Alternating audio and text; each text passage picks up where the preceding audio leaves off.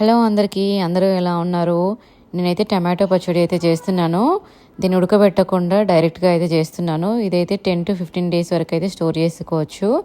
ఇది చపాతీలోకి, రైస్‌లోకి, దోసలోకి దేనిలో తిన్నా కూడా బాగుంటుంది. ఇంకా ప్రాసెస్‌లోకి వెళ్ళిపోదాము. దానికోసం ఒక 3 టమాటోలు, ఉసిరికాయ, చిన్న ఉసిరికాయ సైజు చింతపండు, టేస్ట్‌కి సరిపడినంత సాల్ట్, చిల్లీ పౌడర్, పించు మెంతి పౌడర్ వేసేసుకొని ఫైన్ పేస్ట్ లాగా చేసేసుకోవాలి. నెక్స్ట్ ఆయిల్ పెట్టేసుకొని నేనైతే 1½ స్పూన్ అయితే ఆయిల్ వేసాను. అది వేడైపోయిన తర్వాత ఆవాలు, జీలకర్ర, ఎండుమిర్చి, ఒక ఫుల్ వెల్లుల్లిపాయ మొత్తం వేసేసుకున్నాను.